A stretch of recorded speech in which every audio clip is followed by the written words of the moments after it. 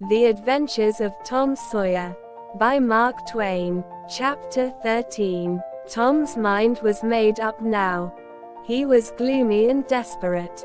He was a forsaken, friendless boy, he said. Nobody loved him. When they found out what they had driven him to, perhaps they would be sorry. He had tried to do right and get along, but they would not let him. Since nothing would do them but to be rid of him, let it be so. And let them blame him for the consequences. Why shouldn't they? What right had the friendless to complain? Yes, they had forced him to it at last. He would lead a life of crime. There was no choice. By this time he was far down Meadow Lane, and the bell for school to take up tinkled faintly upon his ear. He sobbed. Now, to think he should never hear that old familiar sound anymore. It was very hard, but it was forced on him. Since he was driven out into the cold world, he must submit, but he forgave them. Then the sobs came thick and fast. Just at this point he met his soul's sworn comrade, Joe Harper, hard-eyed, and with evidently a great and dismal purpose in his heart. Plainly here were two souls with but a single thought. Tom, wiping his eyes with his sleeve, began to blubber out something about a resolution to escape from hard usage and lack of sympathy at home by roaming abroad into the great world never to return, and ended by hoping that Joe would not forget him.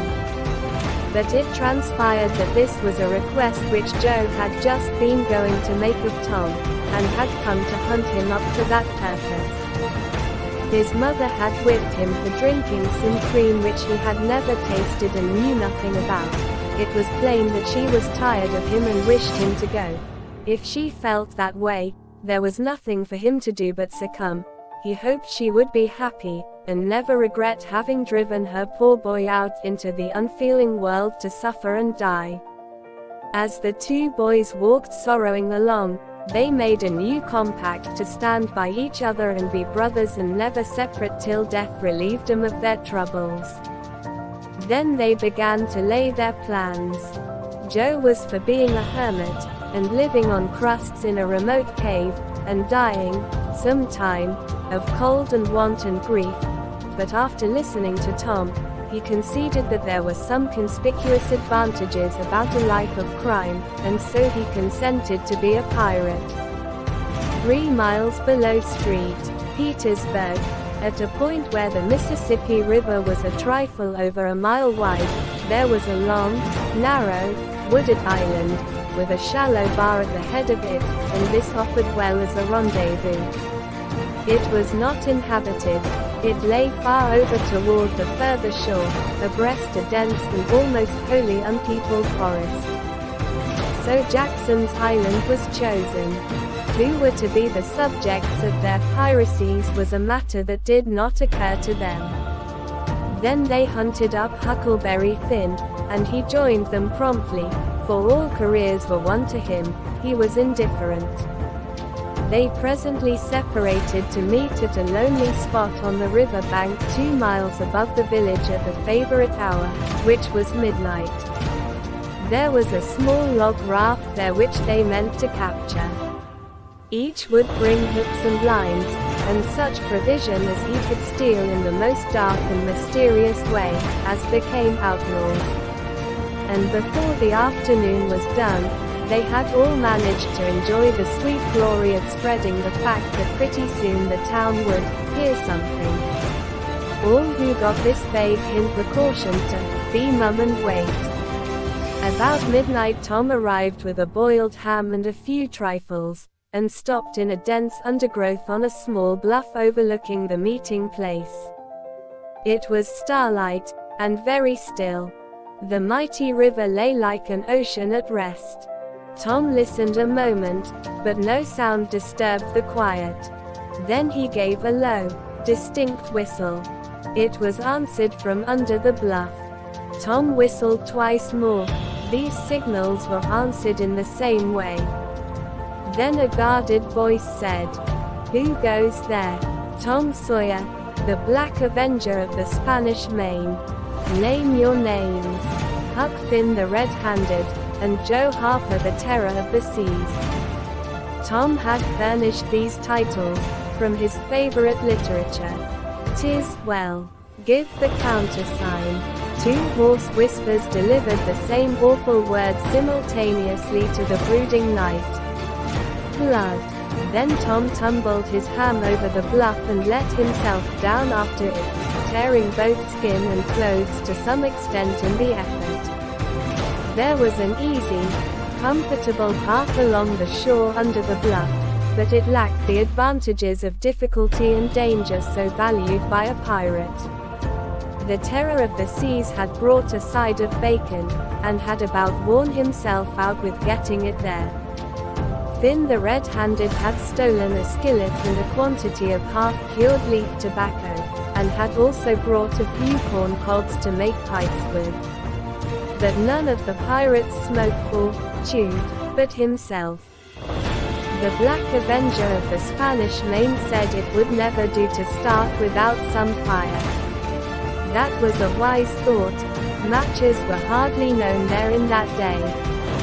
They saw a fire smoldering upon a great raft 100 yards above, and they went stealthily thither and helped themselves to a chunk. They made an imposing adventure of it, saying, hissed, every now and then, and suddenly halting with finger on lip, moving with hands on imaginary dagger hilts, and giving orders in dismal whispers that if the foe stirred, to let him have it to the hilt, because dead men tell no tales.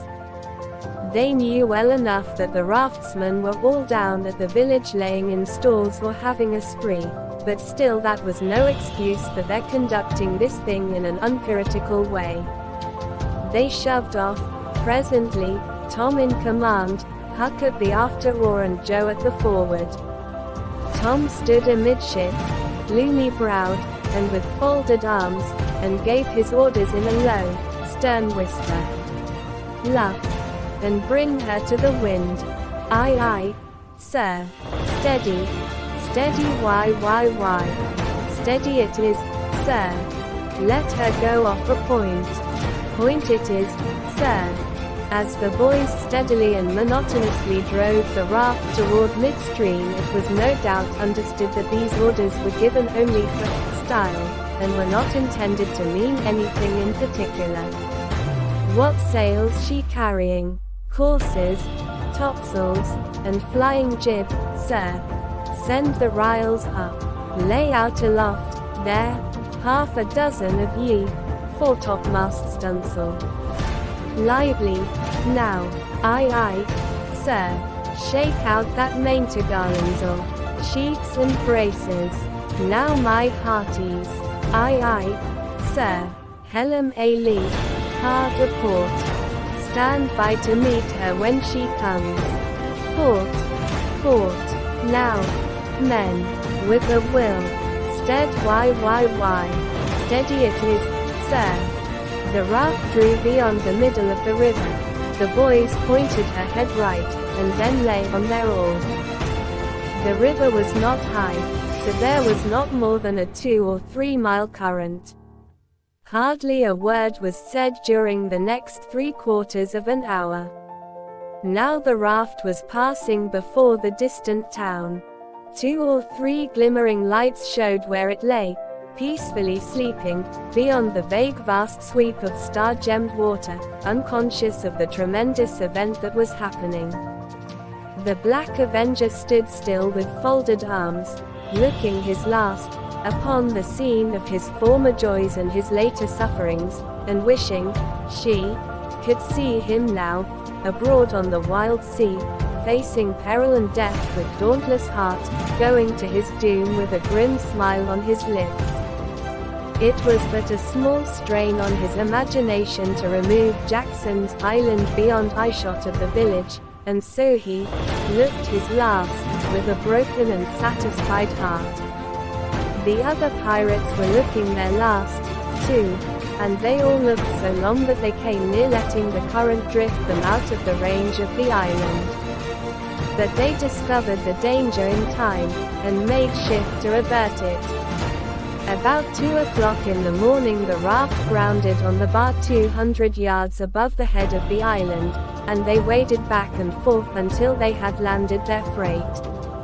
Part of the little raft's belongings consisted of an old sail, and this they spread over a nook in the bushes for a tent to shelter their provisions, but they themselves would sleep in the open air in good weather, as became outlaws.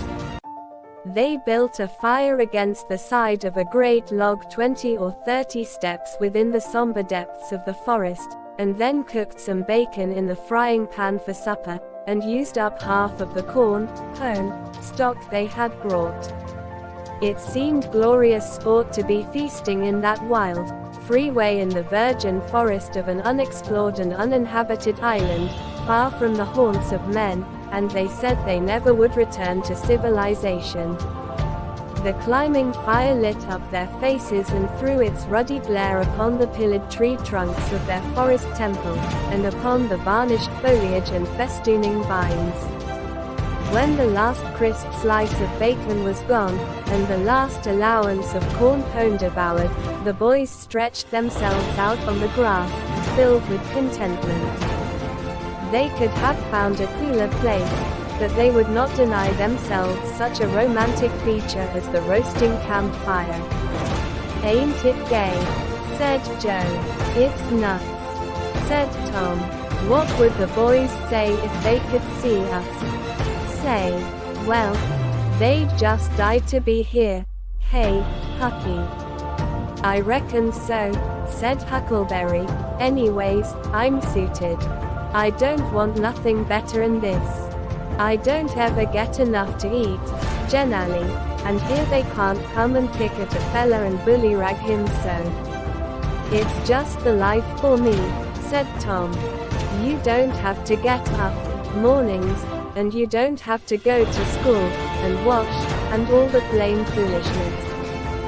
You see, a pirate don't have to do anything, Joe, when he's ashore, but a hermit he has to be praying considerable, and then he don't have any fun, anyway, all by himself that way."